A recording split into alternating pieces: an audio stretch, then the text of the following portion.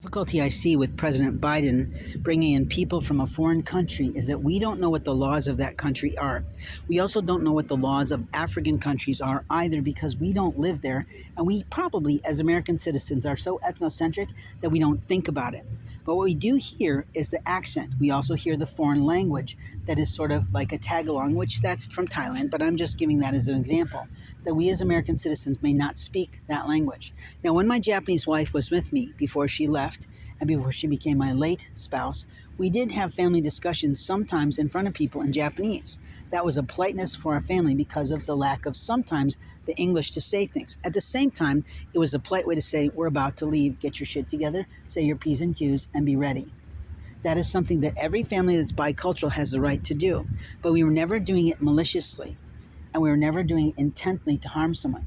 Now, every day I see certain people walking through the community, and generally speaking, it's about the same time that probably somebody's wife sends that person out and said, go take a walk. You need to keep your heart up. You need to get your exercise. You need to keep your body fit because of that. If, on the other hand, they are participating in illegal stalking to find someone on behalf of anyone in this community, they can go to the jail by mobbing and other things. But every day I see a gentleman walking. That doesn't mean it's my business. I presume he's on a walk for health. It's not my right to ask, and I don't care. Honestly, I don't. But if he's participating in some sort of mental health ability or some sort of medical practice of thinking he's monitoring me, that's something else. Down the road, there's two blacks sitting on a corner. Now, do I think that's wise? No, because cars come flying around that corner and their feet could be run over. Should I tell them? Sometimes I do. When the kids go back through the alleyway with their parents and they're running ahead of them, I try to tell the parents honestly who are pushing the stroller to be careful that trucks come barreling through and they don't always come through slowly, especially the big rigs that are carrying, especially UPS or the other company of FedExpress. Those guys come flying through and they're not expecting to see a little girl walking through ahead of their family. Now, if they're on track, they might notice, but if they're off track, they might not see.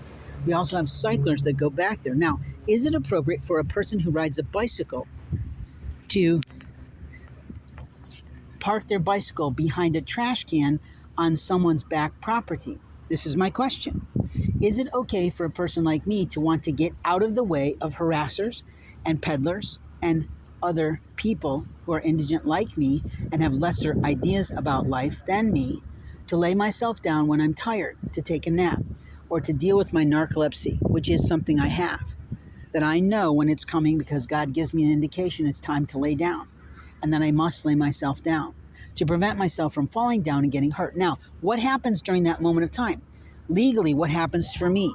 Legally, I am protected by the federal government that says I have a special need in that moment of time. But at the same time, being elderly, I have protections that says because I'm older, in my 50s, you don't have the right to presume my health. One time on campus, there was a maintenance man who was constantly harassing me, constantly calling me bitch, constantly stalking me, but he was always in his company uniform. He actually stalked me for 6 blocks up and around the corner. I had to talk to some black brothers in their 20s, say, could you please help me and get him to leave me alone? They did thankfully help me, and they did stop him, and they did slow him down. I was able to be free. I don't believe in that, but under the law of self-defense, we have the right to walk away. Under the life of self-defense, we have the right to fight back if we have to. But when we have peddlers who come into our communities from foreign lands who think they're going to human traffic a person through information trafficking and basically godless gossip, saying, he's here now, he's over there now, he's there, he's here, that is illegal behavior. It is called stalking under the law. And federal law does not allow that by any officer of a community at all. They don't allow it under any other type of person either. So let's get clear, you're violating the law.